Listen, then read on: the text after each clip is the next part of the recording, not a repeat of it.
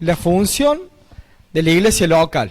Bien, hemos venido hablando de todo lo que era funcionamiento en general, de la parte práctica, pero tendremos que ver un poco cuál es la función que tiene que cumplir una iglesia local en cualquier lugar.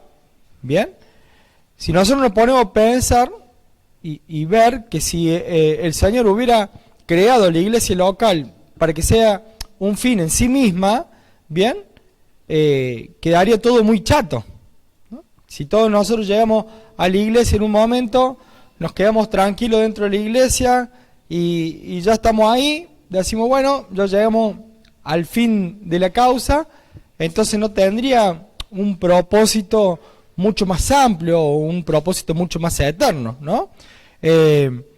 Cuando Dios en su creación ya tenía en cuenta lo que iba a ser su pueblo, la congregación, tenía un propósito mucho más grande, ¿bien? Y ese propósito lo vamos a poder encontrar, yo se lo he dicho, en Efesios. Marquen Efesios para tenerlo siempre ahí, Efesios, porque en Efesios habla permanentemente el apóstol Pablo de este eterno propósito de Dios. Si nosotros leemos Efesios 3:11, dice, conforme al propósito eterno que hizo en Cristo Jesús nuestro Señor. Está hablando de que hay un propósito eterno al cual no está como bien definido o no está bien claro en alguna parte precisa de la Biblia. Nosotros tenemos que tener en cuenta que Efesios es una carta en donde el apóstol Pablo trata de revelar permanentemente ese eterno propósito de Dios. ¿Bien?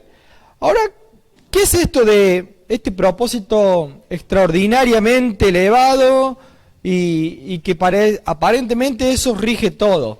¿Bien? Tenemos que ver qué es lo que es, cuál es tal vez ese eterno propósito es la clave de todo el funcionamiento de la iglesia, es la clave de todo lo que tenemos que hacer como iglesia, ¿bien? Entonces nosotros podemos decir que ese eterno propósito es la plenitud universal del ungido. ¿Bien? Algunos quedaron con cara diciendo qué es lo que es esto, ¿bien? Pero en realidad el eterno propósito de Dios es la plenitud universal de Cristo. ¿Bien? ¿Esto qué quiere decir? Que Dios se propuso que su Hijo, Jesucristo, llene todas las cosas del universo. Y no solamente que llene todas las cosas del universo, sino que todas las cosas del universo se resuman en Él. Parece medio raro lo que estoy diciendo, ¿no? Plenitud universal de Cristo. Es la plenitud universal de Cristo, o del ungido, o de Jesucristo, como quieran llamar ustedes, ¿no? Pero es del Hijo, ¿no? Entonces, se ve que Dios propuso hacer toda la creación con una causa y con una consecuencia directamente en Cristo. O sea, toda la creación está hecha por Él y para Él. ¿Bien? ¿Se va entendiendo? Si vamos a Efesios 1:9, por eso les digo que a Efesios lo tengan permanentemente, ¿no? Si vamos a Efesios 1:9 y 10, dice, dándonos a conocer el misterio de su voluntad. O sea, quiere decir que durante todo el Antiguo Testamento existió un misterio que no se podía revelar. No se pudo revelar con todo el Antiguo Testamento, sino que se pudo revelar después de Cristo, ¿no? O sea, el apóstol Pablo, como quien se sabe de decir en los dichos, pudo verlo con el diario del lunes, ¿no? O sea, pudo ver las cosas cuando ya, después que sucedieron, porque antes de que sucedieran no se podía llegar a tener esa revelación de lo que era el Mesías, el ungido de Jesucristo, ¿no? Entonces dice, dándonos a conocer el misterio de su voluntad, según su beneplácito, el cual se había propuesto en sí mismo de reunir todas las cosas en Cristo, en la dispensación del cumplimiento de los tiempos, así la que están en los cielos como la que están en la tierra, dándonos a conocer el misterio de su voluntad. O sea, la voluntad de Dios, es como que había un misterio en la voluntad de Dios, bueno, ahora se ha dado a conocer. ¿Después de cuándo? Después que vino Jesucristo, ¿bien? El cual se había propuesto en sí mismo, o sea, Dios se lo propuso en sí mismo a todo el plan de salvación, ¿no? Y algo más, y de reunir todas las cosas, todo se resume en Cristo. Cuando nosotros vamos estudiando el Antiguo Testamento, o la Torá, ¿bien? Cuando empezamos a estudiar la Torá, y vemos el tabernáculo, decimos, ¿qué es lo que es esto? Es un templo, ¿bien?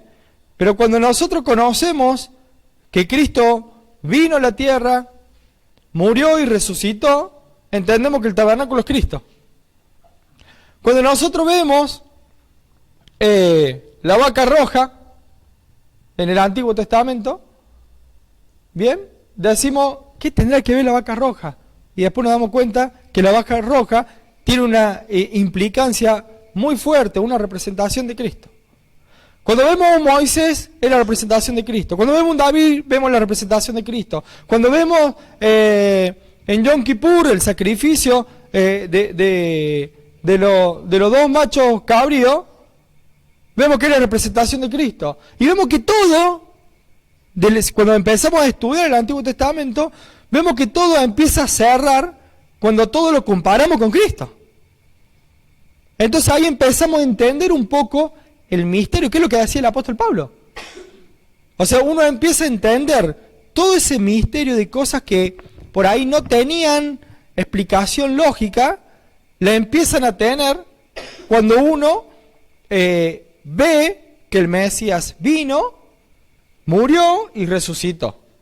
Entonces ahí empiezan a cerrar muchas cuestiones, muchas cosas, ¿no? Vamos a leer a Efesios 4:10. Dice que el que descendió es el mismo que también subió por encima de todos los cielos. ¿Para qué? Para llenarlo todo. O sea, ven, ahí se cumple esta llenura de la plenitud de Cristo. O sea, Cristo es como que llena todo, completa todo. Si había alguna pregunta dando vuelta, si había algún espacio vacío, si había algo que no nos cierra, en Cristo todo se cierra. En Cristo encontramos toda la respuesta. En Cristo completamos aún toda la creación.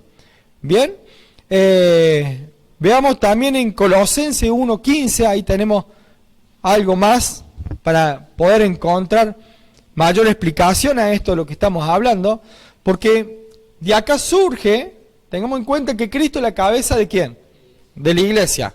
Entonces, tenemos que tener en cuenta que acá en algún momento va a entrar la iglesia. En algún momento entra la iglesia. ¿Por qué? Dice Colosenses 1:15. Dice que Él es la imagen de Dios invisible. Él es la imagen del Dios invisible, ¿ven? Cristo no es Dios, sino que es la imagen visible de Dios. ¿Bien? Porque Él, al cumplir todas las cosas, puede reflejar esa gloria de Dios. ¿Bien? El primogénito de toda la creación. Porque en Él fueron creadas, un poco lo que yo le decía recién, fueron creadas ¿qué cosas? Todas las cosas. La que hay en los cielos y la que hay en la tierra. Visibles e invisibles. Sean tronos, sean dominios, sean principados, sean potestades. Dice que todo fue creado por medio de Él y para Él. O sea, si nosotros existimos por Cristo y para Cristo. ¿Bien? Es interesante saber eso porque a veces creemos que nuestra vida nos pertenece a nosotros. Y sin embargo nosotros fuimos creados por medio de Cristo, ¿bien? Y para Cristo. Entonces ya nuestra vida deja de tener sentido si vivimos para nosotros mismos. Pero comienza a tener un sentido cuando vivimos para Cristo porque empezamos a funcionar de la manera para la cual fuimos hechos, para la cual fuimos creados, ¿no? El 17 dice, y Él antes que todas las cosas, y Él es antes de todas las cosas, y todas las cosas en Él subsisten. Ahora yo me imagino, ¿qué pasa si yo me suelto de Cristo? Dejo de subsistir. En el mundo espiritual aparece la muerte en mi vida. ¿Bien? Parece algo contradictorio lo que digo. Aparece la muerte en mi vida. Porque seguimos siendo cuerpos que andamos por ahí, pero espiritualmente estamos muertos. ¿Bien? Estamos separados de Cristo y sin Él no podemos subsistir. Por eso dice, y Él es antes de todas las cosas y todas las cosas en Él subsisten. O sea, si no ponemos a Cristo en medio de nosotros, en nuestra vida personal, nada puede subsistir en nosotros. Si lo llevamos al plano de la iglesia, si Cristo no está dentro de la iglesia, ¿bien? Si a Cristo no lo ponemos en el primer lugar en la iglesia, entonces, ¿va a subsistir la iglesia? ¿Puede una iglesia, sin participar en la cena del Señor, seguir teniendo vida? Porque la cena del Señor es el momento primordial en donde se pone en el centro a Jesucristo, ¿no? Dice el 18, acá entra la iglesia, ¿no? Dice, y Él es la cabeza del cuerpo que es la iglesia, ¿ven? Entonces, ¿dónde entra la iglesia? Acá, juntamente con Cristo, porque somos parte de Cristo. Porque somos parte de Cristo. Un cuerpo sin cabeza no puede funcionar. Como un cuerpo con dos cabezas. No puede estar Cristo y el hombre como cabeza, sino que tiene que ser Cristo la cabeza. ¿Bien? Y todos los hombres parte de ese cuerpo, ¿no? Dice también el 18, Él que es el principio, el primogénito de entre los muertos, para que todo tenga la preeminencia, por cuanto agradó al Padre que en Él habitase toda plenitud, y por medio de Él reconciliar consigo todas las cosas, así que así las que están en la tierra como las que están en los cielos, haciendo la paz mediante la sangre de su cruz. Bien, entonces todo se va a reconciliar. El mundo en algún momento va a quedar en la perfección cuando Jesucristo reine en ese reinado milenial. Bien, mientras tanto se ve que hay una separación. Hay una separación. Pero ¿cómo hacemos para que Cristo, no estando de manera visible hoy, pueda hacer esa reconciliación? ¿Cómo se puede lograr? A través de la iglesia. ¿Por qué a través de la iglesia? Porque la iglesia es el cuerpo de Cristo. Y la forma visible, así como Cristo es la figura visible del invisible, la iglesia es la figura visible de Cristo. ¿Bien? Por ende, ¿qué es lo que vamos a resplandecer? ¿Qué vamos a iluminar? La gloria misma de Dios. ¿Se entiende o está medio complicado? ¿Se va entendiendo? Bien. Entonces, podemos decir así que la iglesia es como el vaso de la plena expresión de su propósito. ¿Qué significa esto? Que la iglesia es la materialización de Cristo. La iglesia se materializa no solamente Cristo, sino el propósito de Dios en Cristo. Entonces todo lo que Dios quiere que haga su Hijo en la tierra es lo que nosotros tenemos que hacer acá. Porque de esa forma, en la iglesia se materializa el propósito eterno de Dios. Vamos a ver si es así. Efesios 1:22. Sé que hoy hay una clase un poquito más complicada, pero es importante tener estos conceptos para saber para qué estamos. Muchos se preguntarán, ¿y para qué va la gente a la iglesia? Y algunos pueden decir, no, mira, yo voy a la iglesia para sentirme bien, para encontrarme a mí mismo, para encontrar la paz, y podemos encontrar un montón de cosas. Conozco un montón que encuentran la paz por otro lado. ¿Bien? Que se encuentran a sí mismos en otro lado. Entonces quiere decir que la iglesia está para algo más. La iglesia no puede ser solamente para un beneficio propio y egoísta. ¿Ven? El individualismo. Para eso no está la iglesia. ¿Bien? Vamos a ver qué dice. Efesios 1:22 dice: y sometió todas las cosas bajo sus pies, y lo dio por cabeza sobre todas las cosas. ¿A quién? A la iglesia, la cual es su cuerpo, la plenitud de aquel que todo lo llena, o que lo llena en todo. ¿Bien? Entonces vemos que la iglesia, funcionando de la manera bíblica y sujetándose a la palabra de Dios, y en donde Jesucristo es la cabeza de la iglesia, ¿qué está haciendo la iglesia? Está manifestando a Cristo en la tierra. Está siendo el representante, ¿ven? A veces se dice el pontífice, ¿bien? El puente entre Dios y los hombres. A veces he escuchado decir que el Papa es el representante de Cristo en la tierra. Y si nos quedamos con eso, eso ni siquiera está en la Biblia. Pero que la iglesia representa aquí a Cristo en la tierra, sí está en la Biblia. Sí lo estamos viendo. Lo dice acá en Efesios 1:22. Vamos a buscar y miembros de la familia de Dios, edificados sobre el fundamento de los apóstoles y profetas, siendo la principal piedra del ángulo Jesucristo mismo, en quien todo el edificio, bien coordinado, va creciendo para ser un templo santo en el Señor, en quien vosotros también sois juntamente edificados para morada de Dios en el Espíritu. Miren, podemos remarcar, miembro de la familia de Dios.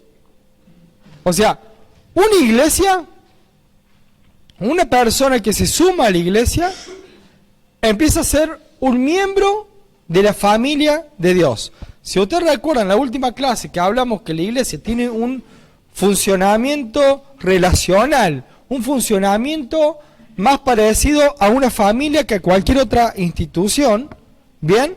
Entonces vamos a encontrar que si nosotros pertenecemos a la iglesia, pertenecemos a la familia de Dios. Pero dice algo más. Dice que somos edificados.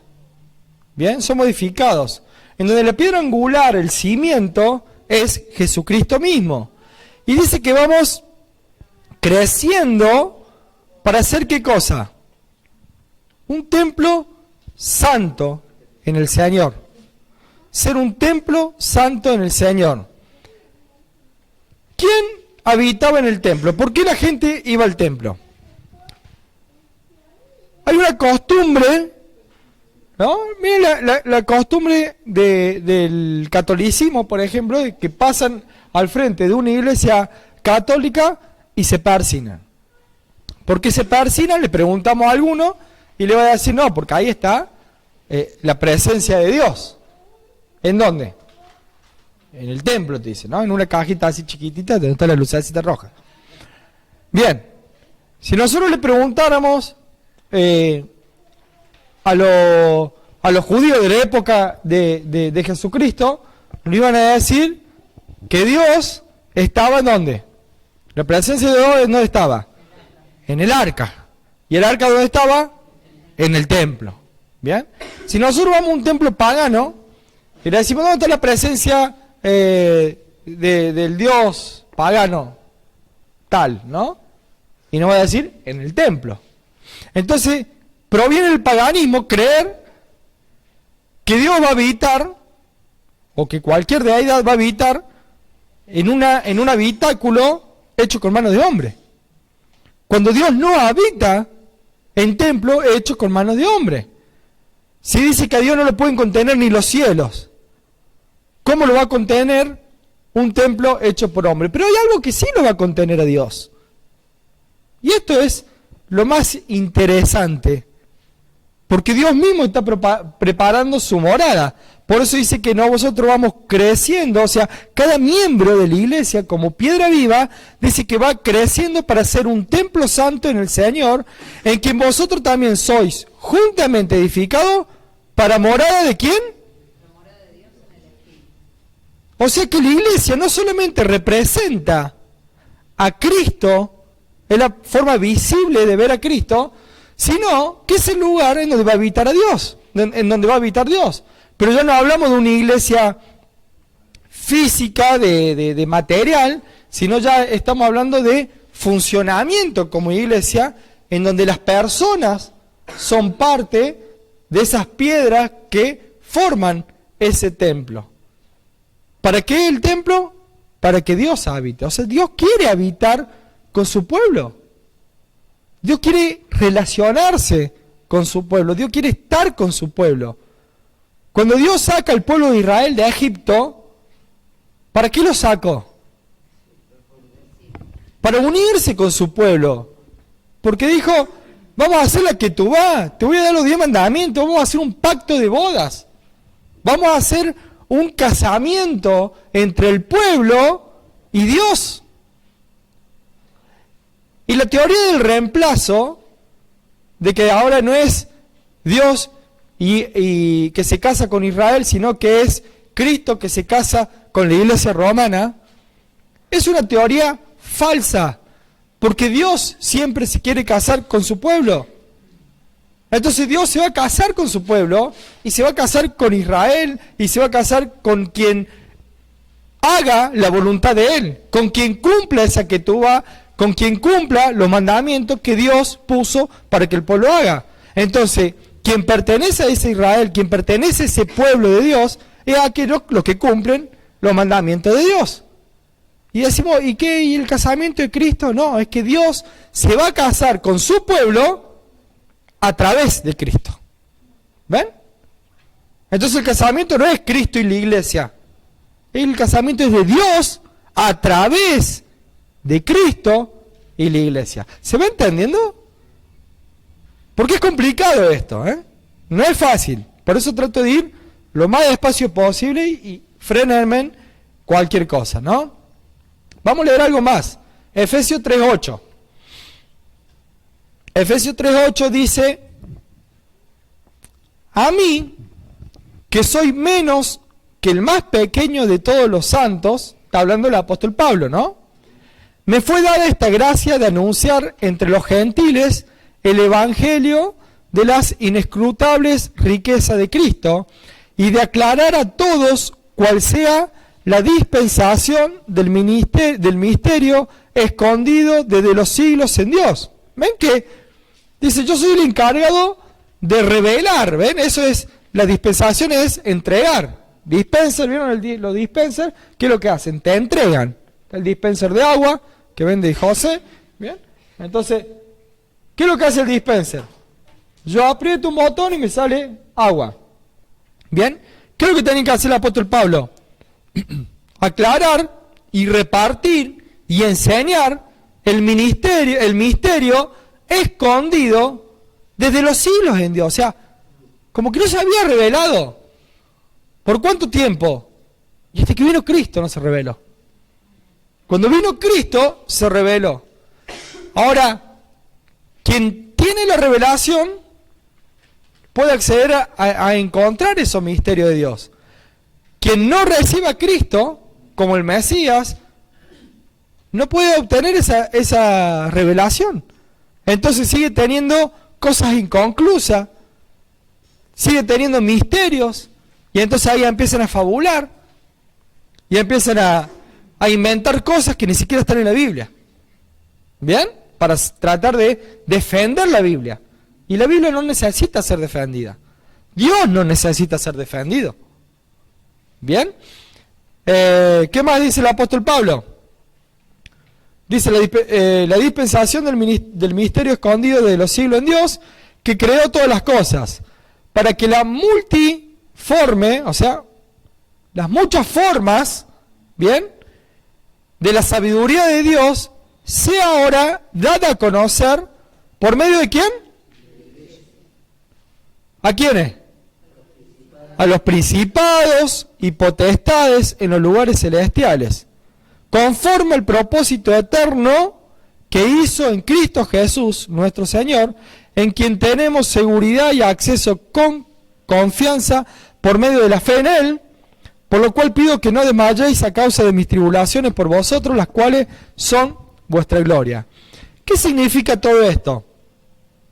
La multiforma de sabiduría de Dios va a ser dada a conocer, se la dio, o sea, Dios confió en el cuerpo de Cristo, Dios confió en la iglesia para que nosotros podamos ser la luz de las naciones. Así como cuando Dios escogió al pueblo de Israel, ¿bien? Y lo llevó al monte Sinaí, ¿para qué lo llevó? ¿Para qué era un pueblo escogido? Para hacer luz a las naciones, ¿no? Para revelar a Dios al mundo. No lo quisieron cumplir, no lo quisieron desobedecer, no lo quisieron obedecer. Algunos obedecieron, otros no. Hoy algunos obedecen y otros no. ¿Ven? Nadie elimina a nadie. No es que si somos judíos o somos gentiles, no. Si observas la palabra de Dios y la cumplís, sos del pueblo de Dios. Si la observas y no la cumplís, no sos de ningún lado, no sos del pueblo de Dios. Si no la observas, menos. Entonces es una cuestión de reino. Hay dos reinos, el reino de Dios y el reino de las tinieblas. Si soy del reino de Dios, si soy de ese pueblo escogido por Dios, guardo la palabra de Dios. Pero para poder guardar la palabra de Dios tengo que aceptar a Cristo como el Mesías, porque si no, nada me es revelado. Si no, no hay revelación. Sin Cristo no hay revelación. Hay misterios y cosas inconclusas que todo se termina entendiendo en la muerte y resurrección de Cristo, ¿no? Y fíjense que dice que por medio de la iglesia lo vamos a mostrar a quién. No a los hombres, porque los hombres no son nuestros enemigos, sino a quién le vamos a mostrar. A los principados, a las potestades. O sea, nosotros estamos haciendo un trabajo que ni siquiera tenemos en cuenta la magnitud de ese trabajo, porque es un trabajo espiritual. Es un trabajo totalmente espiritual, que no lo podemos entender con nuestra mente carnal o con nuestra mente chata, humana, sino que lo tenemos que entender en una medida espiritual de cómo se dan todas las cosas y así empezar a trabajar en fe, en emuná, en una verdadera fe bíblica, porque si no, nada tiene sentido. Si no, todo se muere en sí mismo. Entonces, ya no tenemos el propósito de decir, no, yo estoy en una iglesia para sentirme bien. Si queremos decir a la gente, vení a la iglesia para sentirte bien, no está mal. ¿Bien? Pero si nosotros ya pasamos un tiempo conociendo la palabra y creemos que la iglesia es para sentirse bien, estamos mal enfocados, somos bebés todavía. ¿Ven? Somos bebés espirituales todavía si pensamos eso. Porque cuando estamos en la iglesia porque hay una batalla espiritual. Hay una batalla espiritual que, funcionando de la manera correcta, como Dios quiere, esa batalla la ganamos. ¿Bien? No depende, esto es jugar a algo teniendo la victoria asegurada. ¿Bien? Pero es asegurada la victoria si hago lo que me corresponde. Si no hago lo que me corresponde, me van a ganar. Pero si hago lo que corresponde, gano. Si hago lo que corresponde, gano directamente. ¿Bien? ¿Quieren que leamos algo más? Vamos a leer Efesios 4:8. Vamos a leer hasta el 16. Hoy hay mucha palabra. Pero está todo ahí en Efesios, así que. Dice, por lo cual dice, subiendo lo alto, llevó cautiva la cautividad y dio dones a los hombres. Y eso de que subió, ¿qué es? Sino que también había descendido primero a las partes más bajas de la tierra. El que descendió es el mismo que también subió por encima de todos los cielos para llenarlo todo. O sea, sabemos que Cristo desciende. Descendió hasta las partes más bajas de la tierra. ¿Bien? Él llegó hasta la muerte. ¿Y después qué hizo? Ascendió. ¿Por qué? Porque la muerte no lo pudo retener a Cristo. La muerte no lo pudo agarrar. Porque al no haber tenido pecado, al no tener mancha, Él pudo resucitar. Y juntamente con Él resucitaron mucho más. El 11.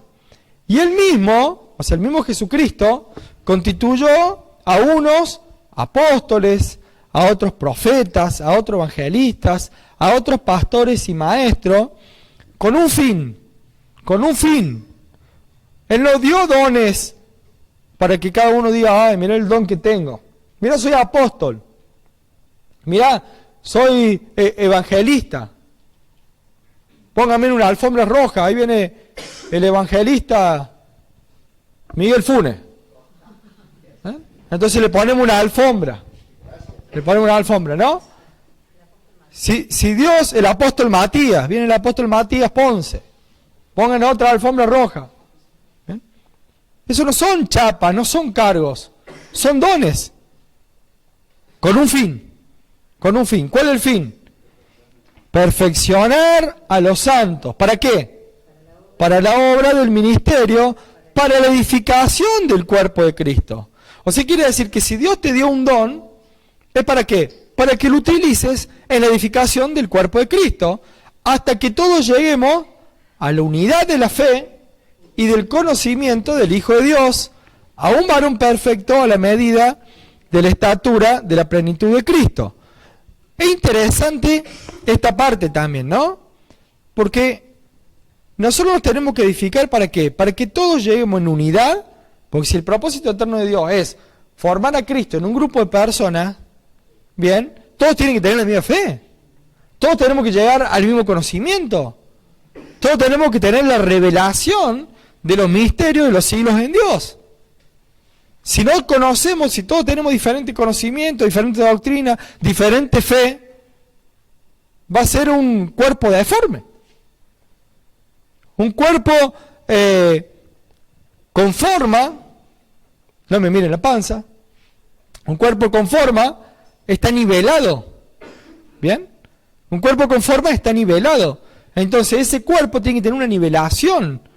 Por eso es que tenemos que, los que están más arriba, tienen que ayudar a bajarse para subir los de abajo tienen que, ¿ven? Es todo un movimiento permanente, porque un organismo vivo, en donde de repente todo el cuerpo se tiene que preocupar por todo el cuerpo. ¿Está bien? Y no es que un solo miembro del cuerpo se tiene que preocupar de todo, sino que todos se tienen que preocupar de todos. Todos tienen que funcionar para todos. Todos para todo. Es sacarse el egocentrismo de uno, sino que siempre estar pensando en el otro, ¿no? Tenemos que llegar al conocimiento del Hijo de Dios, a un varón perfecto, a la medida y a la plenitud. Se me fue al varón perfecto, a la medida de la estatura y la plenitud de Cristo.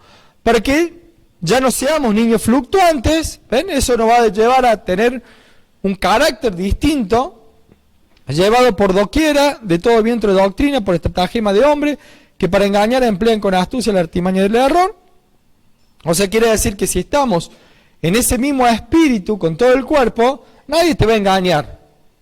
¿Por qué? Porque vas a tener conocimiento, vas a tener la fe, vas a tener lo que necesitas para poder enfrentar la vida, ¿no? Dice, sino que siguiendo la verdad en amor, crezcamos en todo, en aquel que es la cabeza, esto es Cristo, de quien todo el cuerpo, bien concertado, ¿ven? Y unido entre sí por todas las coyunturas, se ayudan mutuamente, según la actividad propia de cada miembro, recibe su crecimiento para ir edificándose en amor. ¿Bien? Condimento esencial, sine qua non, dice un amigo nuestro. ¿Bien? ¿Qué es lo que es? El amor. El amor tiene que estar presente siempre. Siempre tiene que estar presente el amor. Porque si no hay amor, de nada sirve nada. O sea, el amor es indiscutible. Si no hay, qué sé yo, si estamos bajo de profecía, si estamos bajo de otro, bueno, eso se ve que se puede, como quien diría, se la puede remar, pero sin amor no. ¿Bien? Sin amor no se puede hacer absolutamente nada. Vamos a leer algo más de Efesios. 5:23. Efesios 5:23. Dice Efesios 5:23. Dice que el marido es la cabeza de la mujer. Así como Cristo es la cabeza de la iglesia, dice que la cual es su cuerpo y Él es su Salvador. Y acá entramos en un terreno bastante interesante, en donde vemos que Cristo no vino a salvar personas individuales, sino que Cristo, ¿a quién viene a salvar? A la iglesia. ¿Bien? Cristo no viene a salvar a personas individuales, no. Cristo viene a salvar a su cuerpo, a su iglesia. ¿Bien? 24 dice, así que como la iglesia está sujeta a Cristo, así también los casadas lo estén a su marido en todo. Marido, amad a vuestra mujer, así como Cristo amó a la iglesia y se entregó a sí mismo por ella, para santificarla, habiendo purificado en el lavamiento del agua por la palabra, a fin de presentársela a sí mismo una iglesia gloriosa, que no tuviese mancha ni arruga ni cosa semejante, sino que fuese santa y sin mancha. En ese crecimiento está la purificación, en ese crecimiento de la iglesia, en ese estímulo del uno al otro está la santificación. ¿Por qué? Porque esa iglesia tiene que ser santificada. Ese cuerpo de Cristo tiene que ser santificado. Dice el 28, así también los maridos, deben amar a sus mujeres como a su mismo cuerpo. El que ama a su mujer, a sí mismo se ama. Porque nadie aborreció jamás su propia carne, sino que lo sustenta y lo cuida, como también Cristo, ¿a quién? A la iglesia, porque somos miembros de su cuerpo, y de su carne, y de sus huesos. O sea, quiere decir que realmente nosotros somos parte de ese cuerpo de Cristo. ¿Bien? Por esto dejará el hombre a su padre y a su madre, y se unirá a su mujer, y los dos serán una sola carne. Punto. Eso se dice en todos los casamientos. Pero, ¿qué dice el apóstol Pablo? Grande es este misterio, dice. Mas yo digo esto respecto de Cristo y la iglesia. Qué interesante esto, ¿no? Qué interesante que el apóstol Pablo, que viene hablando de los misterios, pareciera que fuera muy místico, o con mucho misterio, el apóstol Pablo acá, pero nos viene revelando un montón de cosas. Nos viene revelando la unidad que tiene que haber entre nosotros, como cuerpo, con Cristo y con Dios. O con Dios a través de Cristo. Mejor dicho es así, ¿no? Con Dios a través de Cristo. Y tanto la iglesia como Cristo y Dios tenemos que ser una sola cosa. ¿Bien? ¿Por qué se tiene que santificar la iglesia? Porque si nosotros vamos a ser morada de Dios y Dios no habita en las tinieblas, porque si la tiniebla se acerca a la luz, ¿qué pasa? Muere. Si nosotros estamos sucios, cuando venga Dios a habitar, morimos automáticamente. Así como los hijos de Aarón fueron fulminados cuando se acercaron al lugar santo, ni siquiera llegaron al lugar santísimo. Y quedaron fulminados por tener fuego extraño. ¿Bien? Dicho en forma más clara, la función de la iglesia es llevar a cabo el eterno propósito de Dios acá en la tierra. ¿Bien? La iglesia, o el cuerpo de Dios, del cuerpo de Cristo, existe para dar a conocer la plenitud de Cristo. Nosotros estamos para que cuando miren a la iglesia digan, eso es Cristo. ¿Ven? Cuando uno, como iglesia, hace un mercantilismo, ¿qué va a pensar la gente? Cristo es comercial. Cuando la iglesia termina siendo un conventillo. ¿Qué estamos reflejando? Que Cristo es un conventillo. Cuando la iglesia termina siendo un prostíbulo,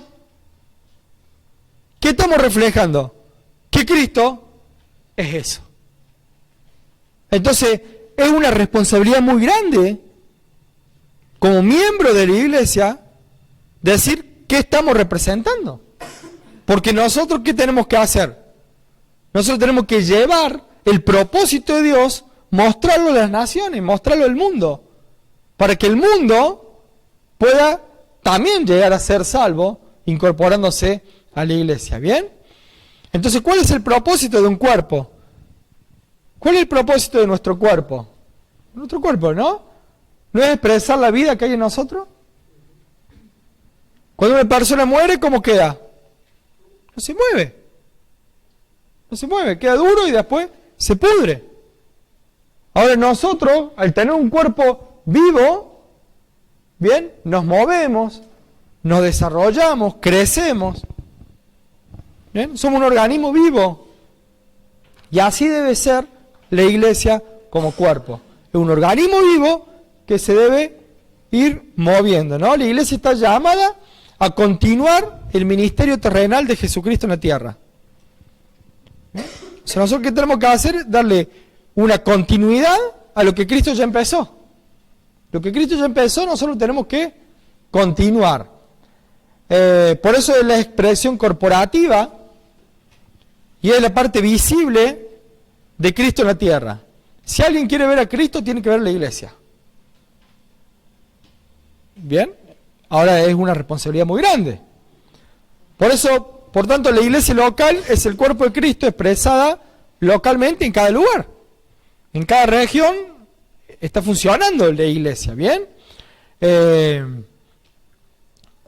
Si nosotros buscamos en 2 Corintios 5:20, ahora vamos a entender qué significa 2 Corintios 5:20. Cuando dice así que somos embajadores. ¿Ven? Somos embajadores en nombre de Cristo, como si Dios rogase por medio de nosotros, o rogamos en nombre de Cristo reconciliados con Dios. ¿Ven? Dios no le anda rogando a nadie. Cristo no le anda rogando a nadie. Pero nosotros, como iglesia, como embajadores del reino de Dios, ¿qué tenemos que hacer? Tenemos que rogar a la gente que se reconcilie con Dios. Que se reconcilie con Dios. Entonces ya tenemos un panorama de algo que tenemos que hacer como iglesia. Como iglesia estamos llamados a reconciliar el mundo con Dios mismo. ¿Bien? Tenemos una misión, tenemos una función dentro de la tierra. Ahora también, como embajadores, cuando un embajador está en otro país, obviamente, la palabra de ese embajador en ese país es como si fuera la palabra del presidente del país. A ver, ¿qué significa esto? Si Argentina llega a tener problemas con el embajador, por decir, de Estados Unidos, y tienen una contradicción y no se ponen de acuerdo, la palabra de ese embajador es como si fuera Donald Trump hablando por él.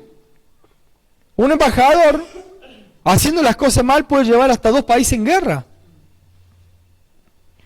Si nosotros vemos a un embajador, volvamos de Estados Unidos a aquel Argentina, nosotros vamos a decir, todos los yanquis son así.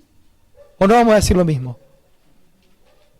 Si nosotros vemos a un embajador, qué sé yo, un embajador uruguayo, lo vamos a ver y vamos a decir, todos los uruguayos son como ese embajador. Ahora, si nosotros somos embajadores de Cristo, ¿qué va a decir la gente? Que Cristo es como nosotros. Entonces, por eso es tan importante cumplir las leyes y las normas que tiene el reino de Dios. Todo lo establecido por Dios en la Biblia está puesto con miras a la edificación conjunta del pueblo de Dios en semejanza a su Hijo. ¿Bien?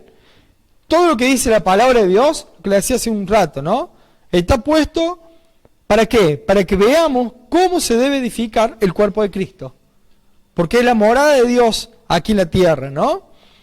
Ya no va a haber un tabernáculo visible con el arca. No, ya nosotros vamos a ser parte de ese tabernáculo. Porque Dios va a habitar en medio de nosotros, ¿no? Podemos decir o mencionar a 1 Pedro 2:9, que dice: mas vosotros sois el linaje escogido, real sacerdocio, nación santa, pueblo adquirido por Dios, para que anunciéis las virtudes de aquel que os llamó de las tinieblas a su luz admirable. ¿Ven? Tenemos una función y tenemos un propósito. Estamos en la tierra para algo. Tenemos una misión de Dios para que nosotros la podamos cumplir. Dice que vosotros en otro tiempo no erais pueblo, pero ahora que sois pueblo de Dios, que en otro tiempo no había alcanzado misericordia, pero habéis ahora alcanzado misericordia. ¿Bien? Entonces nosotros vemos acá que tenemos una responsabilidad muy grande como iglesia, como miembro de este cuerpo de Cristo. Otro texto en Romanos 8:28 dice: y sabemos que los que aman a Dios, todas las cosas le ayudan a bien, esto es, a los que conforme a su propósito son llamados, porque a los que antes conoció también los predestinó para que fuesen hechos conforme a la imagen de su Hijo. ¿Bien? Para que Él sea el primogénito entre muchos hermanos. ¿Ven que nosotros estamos hechos para qué? Para mostrar la imagen del Hijo de Dios. No estamos para otra cosa. No es que nosotros vamos a buscar una identidad, no, nos queremos identificar de tal manera. No, nosotros nos tenemos que identificar solamente con el Hijo de Dios, con Jesucristo, ¿no? Bueno, también el apóstol Pablo dice: hijitos míos, por quienes vuelvo a sufrir dolor de parto, hasta que Cristo sea formado en vosotros. Eso está en Gálatas 4:19. Bien, entonces vemos que permanentemente vamos a encontrar que tenemos que formar a Cristo nosotros. ¿Quiénes? Toda la iglesia. Ahora, Dios no busca tener un montón de piedras individuales dando vuelta por ahí. Dios quiere un pueblo. Dios quiere una nación. La nación se forma a través de la unidad. ¿Bien? Pero ¿cómo se va a formar esa nación? Cuando esas piedras individuales se junten y cada una tome la forma que tiene que tomar. Bien, si nosotros ponemos en un terreno ladrillos por un lado, ponemos bolsa de Portland por otro lado, ponemos hierro por otro lado, ¿es un edificio? ¿Es una casa? No. Es un terreno con un montón de materiales. ¿Bien? La iglesia no es un terreno con un montón de materiales. La iglesia tiene que ser una casa, tiene que ser un edificio. Y el edificio se forma cuando se empiezan a poner cada pieza en su lugar, ¿no?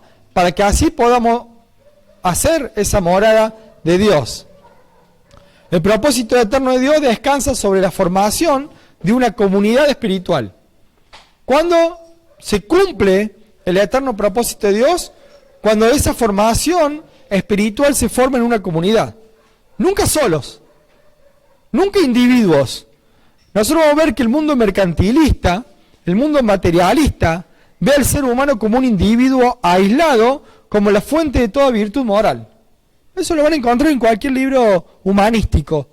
¿Bien? Van a encontrar que dice que el mundo mercantilista ve al ser humano como individuo aislado, con la fuente de toda virtud moral, y que la sociedad es la colección de esos individuos. Pero todo individualmente. Es la selección argentina en punto. ¿Bien? Son todos los cracks del mundo, pero juntos no hacen nada. Juntos no son un equipo. Y de repente, una selección como la de Islandia, que no tenían ni un jugador profesional, eran prácticamente todo amateur, terminaron llegando muy lejos, porque formaron un equipo. Y no había individualidades. Formaron un equipo. ¿Bien? Entonces, esa es la gran diferencia entre individualidades y formar un pueblo, una nación, una comunidad, una iglesia.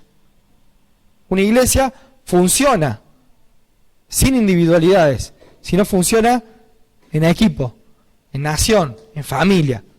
¿Bien? En esto el cristianismo moderno ha estado de acuerdo con este mundo mercantilista y ha desarrollado la salvación individual. Grandes campañas, con que hagan la oración ya son todos salvos. Y eso es una mentira de arriba a abajo. Con que hagan la oración de la salvación, ya está salvo. Y empiezan, y uno lo escucha y dice, no, se ganaron 1000 almas, se ganaron 100 almas, se ganaron, como si fuera el casino esto. ¿Cuándo va a ganar un alma? ¿La va a ganar porque hizo una oración? Si esa persona que hizo la oración lo puede tomar como la primer parte, el primer paso. Si esa persona que hizo la oración no se bautizó, no empezó a añadirse a la iglesia, no comenzó a funcionar como iglesia, está afuera. Porque Cristo viene a salvar a la iglesia. Cristo viene a salvar a la iglesia. Y uno debe funcionar como iglesia, porque el eterno propósito de Dios está en transformar a la gente, añadiéndose a un pueblo santo, con leyes de un pueblo santo, con leyes de Dios, con leyes del reino, y así transformar ¿a quién? Al mundo entero. Si no, no tiene sentido. Si una persona quiere transformar el mundo entero, la gloria se la va a llevar la persona, y Dios es celoso con su gloria. Entonces, ¿quién tiene que salvar al mundo entero? La misma iglesia. La misma iglesia tiene que trabajar para que la gente se pueda arrepentir y poder entrar a ese pueblo, ¿no? El individualismo y la independencia son los enemigos de la vida corporal de Cristo. El individualismo hace que yo estoy más cómodo acá, yo estoy más tranquilo, estoy piola. Y el resto, y bueno, el problema es el resto, ya otro lo hará. Eso es individualismo, egocentrismo, es no pensar en el otro. La iglesia, la vida corporal de lo ungido es siempre pensar en el otro. Jesucristo nunca pensó en él. Jesucristo siempre pensó en el otro. Siempre pensó no solamente en los que estaban en los otros contemporáneos, sino pensó en los otros que somos hoy nosotros, después de 2000 años. En Juan 17 está orando Jesús y dice, no solamente te pido por esto, sino por lo que han de creer a esto por medio de la palabra. Ahí entramos nosotros, nadie puede decir que es indispensable o que no se lo necesita. Ni el ojo puede decir a la mano, no te necesito, ni tampoco la cabeza a los pies, no tengo necesidad de vosotros. La iglesia primitiva es sumamente relacional y su funcionamiento hace morir al yo, al ego, ¿no? Al ego de cada uno lo hace morir, teniendo que ser independientes, interdependientes los unos de los otros, dando responsabilidad a cada uno de mantener la comunión con Dios y con quién más, y con el resto. Porque si yo corto mi comunión con Dios, le genero un lastre a todo el cuerpo. No estoy pensando en mí. No estoy pensando en el beneficio del cuerpo. Estoy pensando en mí.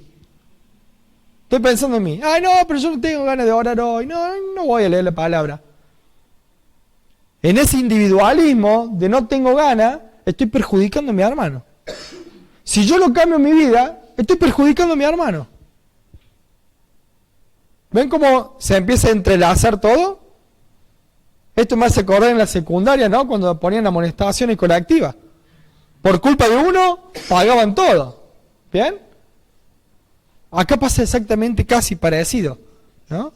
A veces por uno o por otro, de repente eso se puede bajar o también puede subir, O puede subir.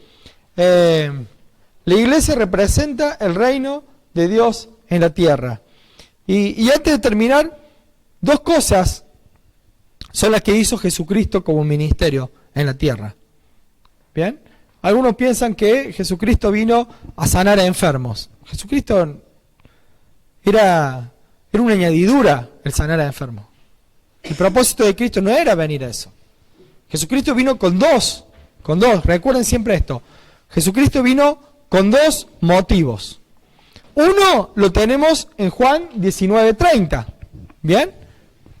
Juan 19:30 dice, cuando hubo tomado el vinagre, Jesucristo ya estaba crucificado. Dice, cuando le pusieron esa esponja con vinagre en la boca, dijo, consumado es. Y habiendo inclinado la cabeza, entregó su espíritu. ¿Bien? ¿A qué se terminó? Dijo, hasta que llegué, esta es la obra que tenía que hacer. ¿Cuál era? Morir sin pecado para que el tercer día resucitara y nos diera vida eterna. Bien, primera obra. ¿Esa la podemos hacer? No. Pues nosotros cuando vamos a morir, vamos a resucitar, pero ya por Él. No por nosotros mismos. ¿Bien? No porque nosotros somos los santos, no. Solamente por estar en Él vamos a resucitar. Entonces esa primera obra, esa segunda obra que hizo, no es la que nosotros tenemos que continuar. ¿Cuál es la que tenemos que continuar? Juan 17:4. Dice Juan 17:4, yo te he glorificado en la tierra, es la oración de Jesús. ¿Bien? 2 capítulos antes del 19. He acabado la obra que me diste que hiciese. ¿Cuál obra? Bien, enseñar, formar. Él quiso, formó. ¿Bien? 3 personas muy íntimas al lado de él. 12 en otro círculo, 70 en otro círculo, 120 en otro círculo. Pero formó a 120 personas, ¿para qué? Para que funcionaran como iglesia. Y para que ellos pudieran reproducir el patrón que él les había enseñado. Ahora, ¿qué tenemos que hacer nosotros? Continuar esa obra. Continuar esa obra. Porque esa obra, durante el primer siglo, duró intacta. Estuvo hermosa. Pero después del primer siglo, entre el primero y el tercer siglo, se fue deformando hasta el día de hoy de lo que termina siendo la iglesia cristiana. ¿Bien? Entonces tenemos que volver ¿a dónde? Al principio. Por eso es que estudiamos la iglesia primitiva, la iglesia de todo el capítulo de Hechos, porque es la única manera de poder volver a las raíces de lo que Cristo dejó formado. Porque vamos a empezar a ver que hay más leyes. Se le criticaba a los judíos que habían puesto leyes sobre la Torá, y la iglesia romana puso leyes directamente contrarias a la Torá. Los judíos pusieron leyes para cubrirla a la Torá, y sin embargo los condenamos los judíos por haber puesto leyes a la Torá. Y los cristianos lo que han hecho es poner leyes contrarias directamente a la Torá. Entonces todos le han agregado, le han sacado, han hecho lo que han querido con la palabra de Dios. Por eso es hora de volver a estudiar, de volver a la iglesia primitiva y empezar a ver cómo funcionaba, qué es lo que hacía, qué es lo que enseñaba, cómo vivían y para qué existían, ¿no? Porque si no sabemos para qué existimos, entonces no tiene sentido nuestra vida. Y la iglesia, si no tiene el propósito establecido, para qué está en la tierra, no tiene sentido de que esté. No tiene sentido de que esté. ¿Amén? Que Dios los bendiga mucho.